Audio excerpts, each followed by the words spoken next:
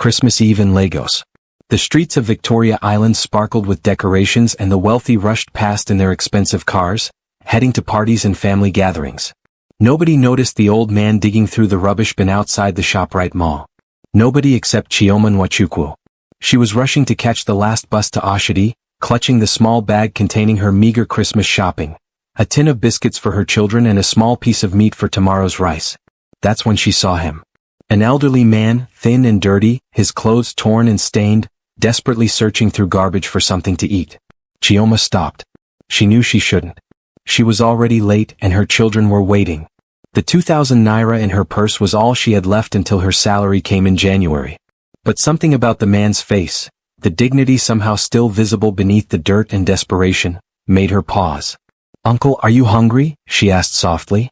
The old man looked up at her with eyes that seemed to hold entire worlds of sorrow and wisdom. "Yes, my daughter. Very hungry." What Chioma did next would change both their lives forever. And the secret this homeless man was hiding would shake her understanding of wealth, poverty, and what it truly means to be human. Because the man digging through that rubbish bin on Christmas Eve was Chief Nnamdi Okofor, one of Nigeria's richest men, worth over 50 billion naira. And he had been living on the streets for 3 months. The reason why would shock the entire nation. Chioma Nwachukwu was 34 years old and tired to her bones. She worked as a cleaner at a bank in Victoria Island, starting her shifts at 5 a.m. and finishing at 7 p.m., 6 days a week. Her salary of 50,000 naira barely covered rent for the single room she shared with her 3 children in Oshodi. Her husband had died 2 years ago in a motorcycle accident, leaving her alone to raise their children, Kelechi age 10, Adiz age 7, and little Obinna just 4 years old. This Christmas Eve, Chioma had worked an extra shift hoping for holiday bonus pay, but the bank had given them only 3,000 naira and a small bag of rice. She'd used 1,000 naira for transportation and a few necessities, leaving her with 2,000 naira for Christmas, 2,000 naira to make her children smile on Christmas morning. She'd bought the tin of quality street biscuits for 800 naira and a small piece of beef for 600 naira. That left 600 naira for anything unexpected. She was planning what to cook with the rice when she saw the old man at the rubbish bin. He was elderly, maybe 70 years old, with completely gray hair that was matted and dirty. His clothes had once been expensive, she could tell. The remnants of what looked like a designer shirt hung off his thin frame.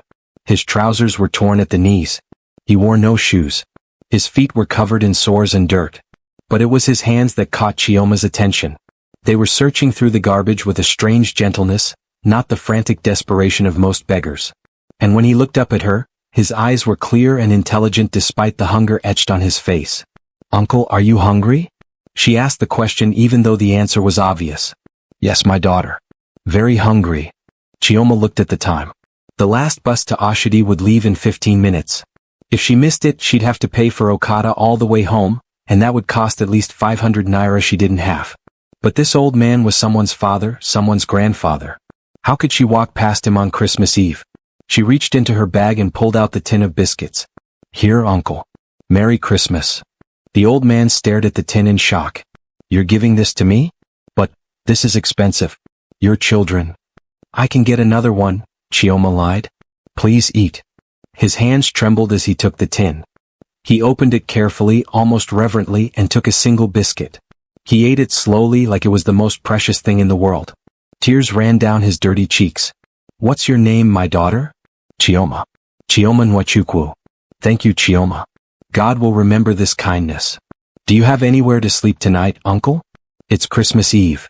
He gestured vaguely toward the pedestrian bridge. "Under there. With the others."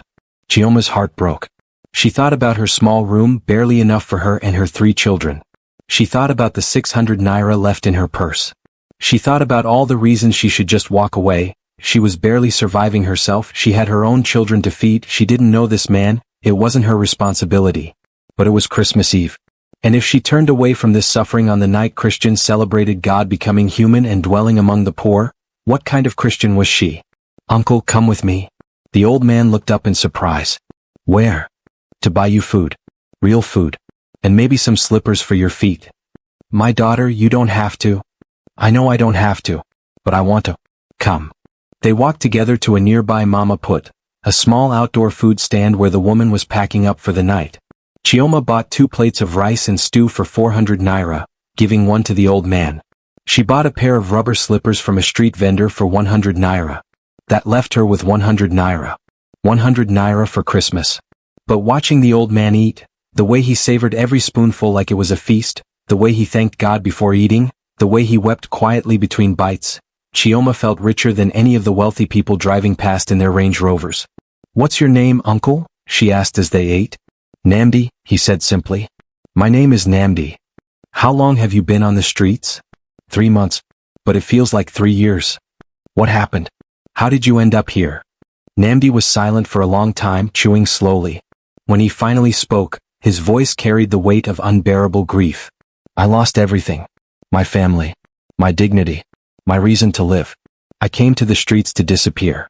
To become nobody. But you're somebody, uncle. You're somebody's father, somebody's?" "I had 3 children," he interrupted, his voice breaking. "I had a wife. I had more money than I could ever spend. And I lost all of it because I was a fool who valued the wrong things." Chioma stayed quiet, letting him speak. "I spent my whole life building wealth. Working, always working. Expanding businesses. Making money. My company employed thousands of people. I was on the Forbes list. I had houses in Lagos, Abuja, London, Dubai. I had everything money could buy. What happened? My wife got sick. Cancer. But I was too busy to notice. Too many meetings, too many deals, too much work. By the time I paid attention, it was too late. She died asking me why I'd never had time for her."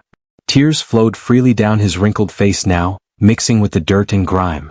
"And my children, they tried to tell me. They begged me to slow down, to be present, to be a father instead of just a bank account. But I didn't listen. I thought money was love. I thought providing financially was the same as being there. Where are they now? Scattered. My oldest son, Chinedu, moved to Canada and won't speak to me. My daughter, Adana, tried to maintain a relationship, but I kept disappointing her. Missed her graduation because of a business meeting. Missed her wedding because of a conference. She finally told me she was done trying. My youngest, Emeka, died in a car accident while I was in a board meeting. I didn't even know he'd been in an accident until 6 hours later because my secretary didn't want to disturb my meeting." Chioma's hand flew to her mouth in horror. "When I went to my children after that and tried to make amends, they couldn't forgive me. Or maybe they could forgive me but they couldn't forget. They couldn't trust me anymore. And I realized, too late, that I'd traded my family for money. I'd sacrificed love for wealth. I'd gained the whole world but lost my soul." "So you left everything and came to the streets?" "I couldn't live in those houses anymore. Every room was full of ghosts, memories of moments I missed, birthdays I forgot, conversations I was too busy to have. The money felt like poison. So I walked away from all of it. I signed the businesses over to managers. I put the houses in trust for my grandchildren I've never met. And I came here to experience what it means to have nothing, to be nobody, to rely on the mercy of strangers." He looked at Chioma with ancient, weary eyes. "And do you know what I've discovered in these 3 months?" "What, uncle?" "That I've met more genuine humanity on these streets than I ever met in boardrooms. That people with nothing give more freely than people with everything. That you, a woman who probably has very little, just gave me what was meant for your children's Christmas. And that breaks me. Because it shows me everything I failed to be." Chioma felt tears on her own cheeks now. "Uncle Namdi, it's not too late. You can still go back. You can still try again with your children." He shook his head sadly. "Some broken things stay broken, my daughter. But thank you. Thank you for seeing me. For feeding me. For treating me like a human being. Most people look through homeless people like we're invisible. But you stopped. On Christmas Eve, when you had nothing to spare, you stopped." They finished their meal in silence. When it was time to go, Chioma wrote her address on a piece of paper. "Uncle, if you need anything, food, help, anything, please come to this address. It's not much, but you're welcome." He took the paper and held it like it was precious. "God bless you, Chioma. And your children. May you never know the kind of loss that comes from loving the wrong things." They parted ways. Chioma rushed to catch the last bus to Oshodi, making it with seconds to spare. As the bus pulled away, she looked back and saw Uncle Namdi standing on the street corner, watching her go, still clutching the tin of biscuits she'd given him. She cried all the way home, thinking about his story, about the tragedy of a man who'd had everything and realized too late that he'd had nothing at all. Chioma arrived home past 10 p.m. Her children were still awake, waiting excitedly despite their tiredness. Mama, you're home." They rushed to hug her and she held them tight, overwhelmed with gratitude for their health, their love, their presence. "I'm sorry, my loves. Mama was delayed." She pulled out the small piece of beef. "But look, we'll have meat with our rice tomorrow." "But Mama," Kalechi said confused, "where are the biscuits? You said you were buying biscuits." Chioma had prepared for this. The shop ran out. "But don't worry, Christmas isn't about biscuits. It's about being together." Little Obina looked disappointed but didn't complain. Adiz hugged her mother. "It's okay, Mama. We're just happy you're home." That night, Chioma tucked her children into their shared mattress on the floor and told them the Christmas story, about how Jesus was born in a stable because there was no room at the inn, about how he grew up poor, about how he said the kingdom of heaven belonged to those who were humble and merciful. "Today I met a man who had everything and lost it all," she told them. "And he taught me something important, that the real treasure isn't what we own, it's who we love and how we treat people." "Was he a prince?" Obina asked sleepily. "Something like that," Chioma smiled. "He was a king who became a beggar to learn what really matters." Christmas morning was simple. They ate rice and stew with a small piece of beef divided into 4. They sang Christmas songs together. They thanked God for their health, their small room, each other. It was humble and poor by the world's standards, but it was filled with love.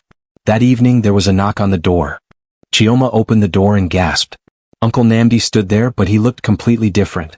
He was clean, freshly bathed, beard trimmed, wearing new but simple clothes.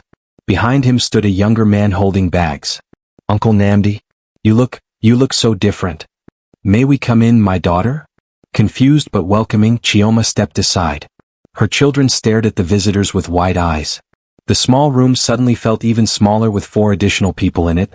"Chioma," Namdi said gently, "there's something I need to tell you. Something I should have told you last night, but I needed to know first if your kindness was real or if it was because of who I am." "I don't understand, Uncle. My full name is Chief Namdi Okafor. I own Okafor Industries. Or I used to.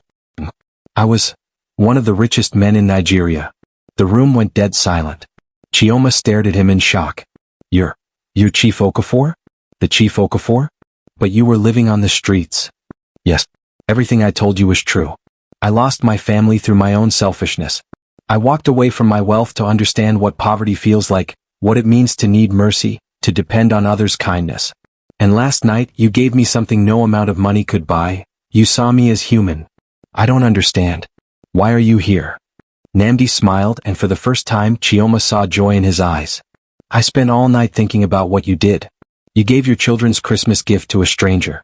You fed a homeless man when you barely had anything for yourself. And it broke something in me, something that needed to break." He pulled out his phone and showed her a video. It was a news report from that morning. Billionaire CEO emerges from 3 months living homeless. The headline read.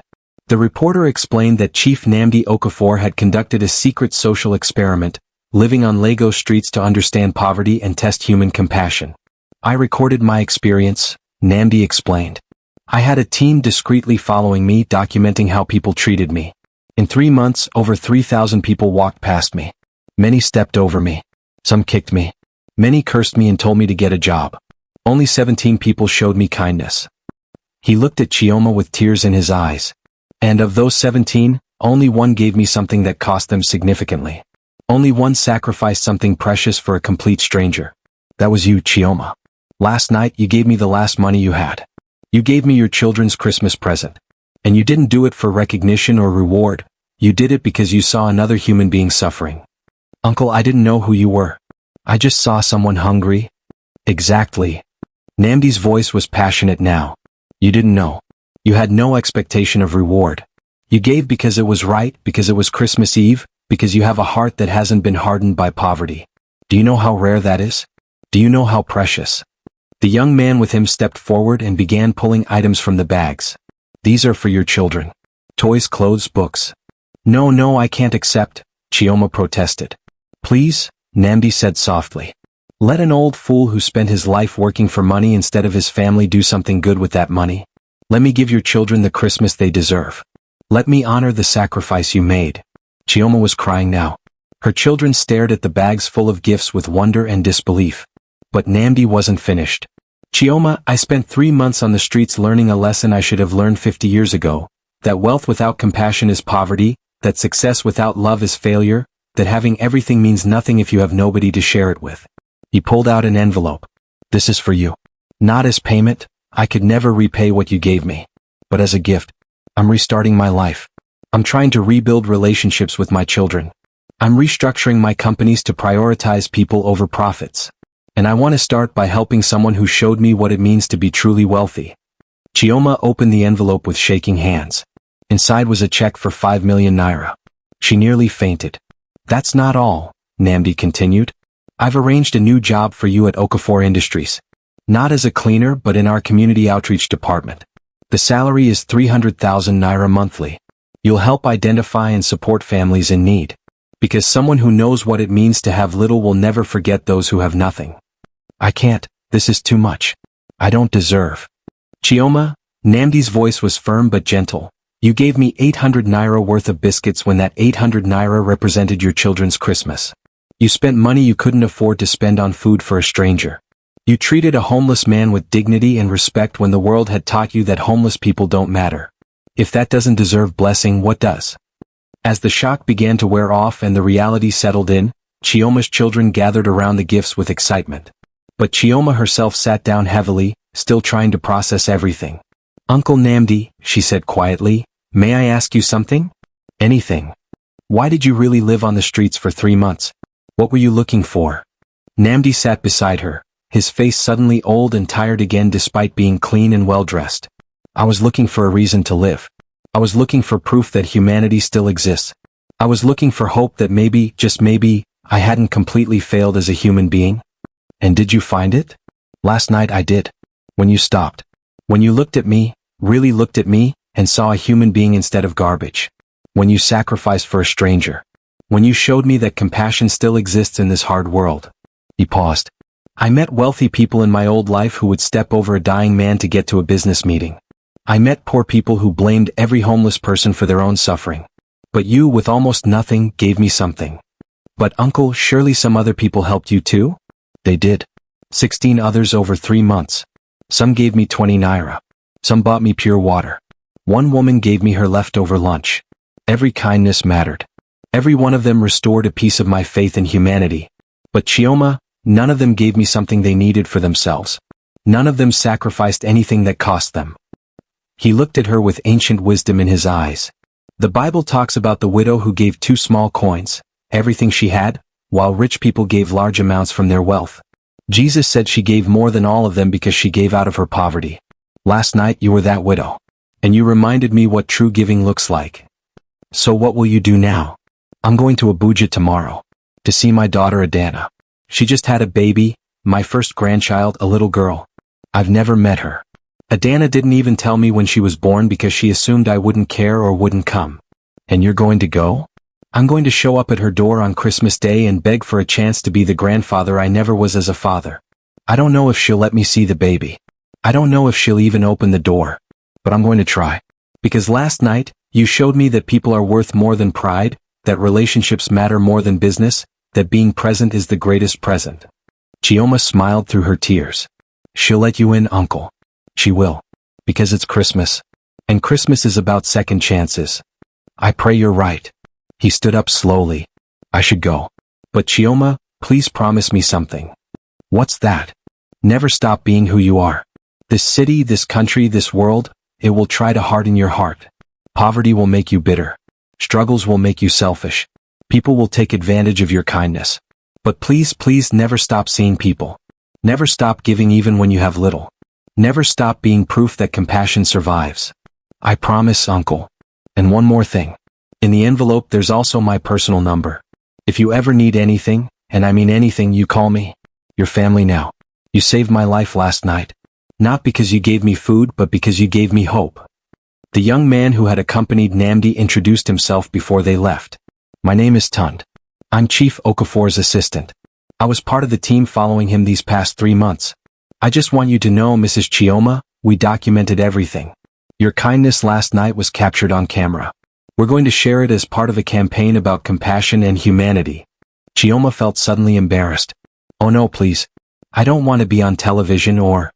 Not to embarrass you, Tund assured her. But to inspire others. We need more people like you in this world. People who give even when they have nothing. People who see humans instead of just homeless people. Your story could change how people treat the less fortunate. After they left, Chioma sat with her children in the pile of gifts. Kelechi held a new bicycle. Adiz clutched a beautiful doll. Little Obina was already playing with a toy car. They were ecstatic. "Mama," Kelechi asked, "is that old man really a billionaire?" "Yes, my son." "Then why was he eating from the rubbish?" Chioma thought about how to explain it in a way a 10-year-old would understand. Sometimes people with everything realize they have nothing. And sometimes people with nothing realize they have everything. Uncle Namdi needed to learn what really matters in life. And God used our small kindness to teach him. Will we see him again? I don't know.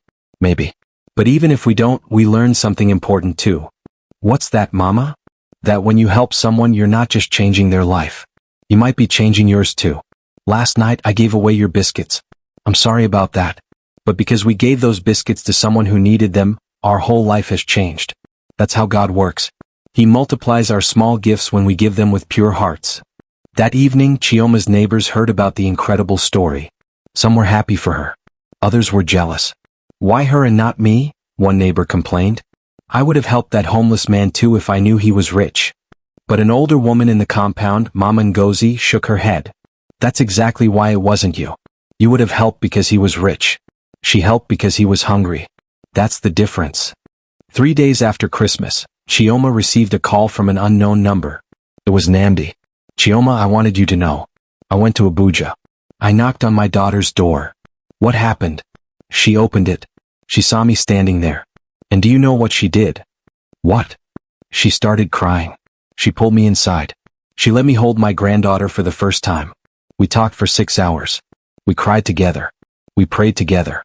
I told her about living on the streets, about meeting you, about what I learned. "Oh, Uncle Namdi, I'm so happy for you." She told me something important. She said, "Papa, I never stopped loving you. I just stopped believing you could change. But if you could humble yourself enough to live on the streets, if you could learn from a poor woman's kindness, then maybe you can learn to be the father and grandfather we need." "That's beautiful, Uncle.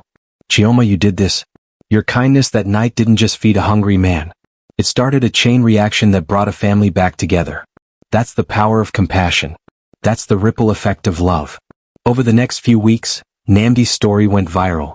The documentary footage showed his 3 months on the streets, people ignoring him, insulting him, stepping over him.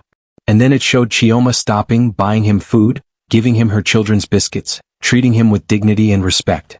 The video ended with Namdi's message: "I spent my whole life building wealth and lost my family in the process. I thought success was measured in bank accounts and properties. But this woman, who has almost nothing by the world's standards, is richer than I ever was. Because she has compassion. She has generosity. She has love. And those things you can't buy, you can't build, you can only cultivate." Nigeria doesn't need more billionaires. Nigeria needs more people like Chioma Nwachukwu. People who stop for strangers. People who give when they have little. People who prove that our humanity is still alive. The video had over 10 million views. People across Nigeria were moved. Some started helping the homeless. Others reconsidered their priorities. Many shared their own stories of times when small acts of kindness changed lives. 1 year after that Christmas Eve encounter, Chioma's life had transformed in ways she never imagined. She was thriving in her job at Okafor Industries Community Outreach Department. She'd moved her family to a proper 2-bedroom apartment in Bagada. Her children were in better schools. But more importantly, she was using her position to help others the way she'd been helped. Every week, she went to the streets where she'd met Uncle Namdi. She brought food, clothes, blankets. She talked to the homeless people, learned their names, heard their stories. She helped connect them with services, jobs, rehabilitation. She treated each one with the same dignity she'd shown Namdi that night. And Namdi? He'd fully reconciled with all his children. He was a devoted grandfather now, spending more time with his grandchildren than he'd ever spent with his own children. He'd restructured Okafor Industries to be more compassionate, better wages for workers, support for employees' families, community programs. But he'd never moved back into his mansion. He lived in a simple flat in Surulere, not far from where Chioma lived. "I don't need a mansion," he told his shocked children. "I need to remember what matters. And these simple walls remind me every day of the lesson I learned too late with your mother, but not too late with you." On Christmas Eve, exactly 1 year after their first meeting, Namdi invited Chioma and her children to dinner at his simple apartment.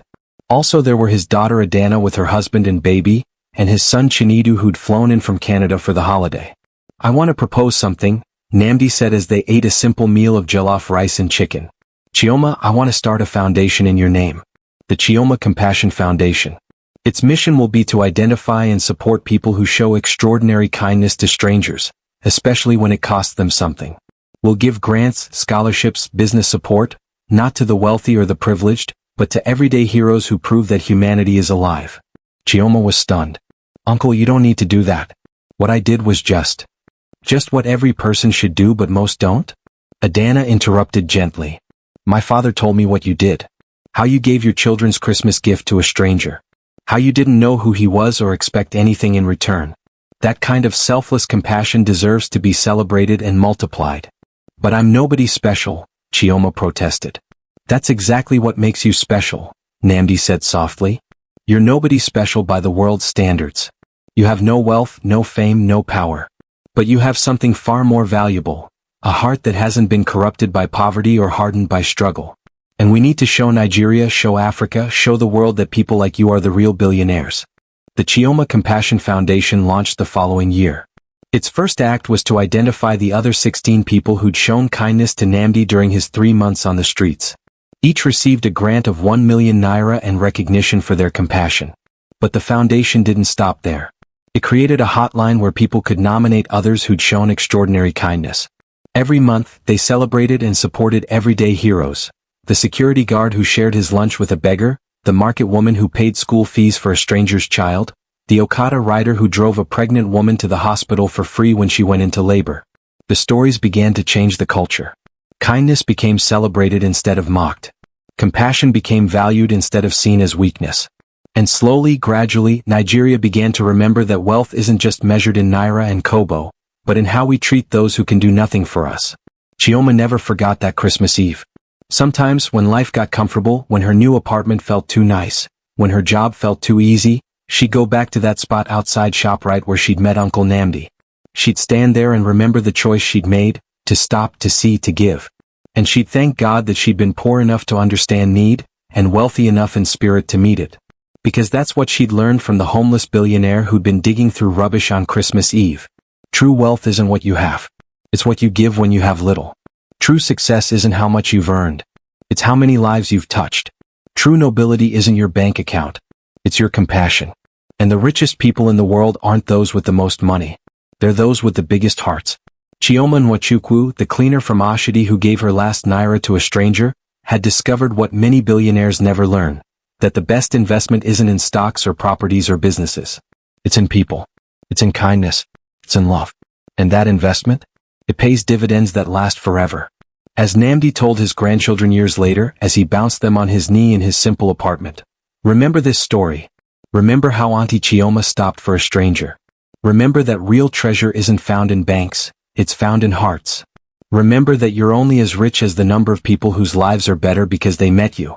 And remember that sometimes, God disguises his greatest blessings as homeless beggars digging through rubbish bins, testing whether we'll see past the dirt to recognize the divine image in every human being. "So we should give to all the beggars, Grandpa?" his youngest grandchild asked. "No, my dear. You should see all the beggars. Actually see them. Not as problems or nuisances or invisible obstacles, but as humans with stories and dignity and worth. And when God prompts your heart to give, whether it's money or time or attention or respect, you give it. Not because you expect reward, but because that's what love does. And that's what we're here for, to love. Everything else is just details." That was the legacy of one Christmas Eve. One choice.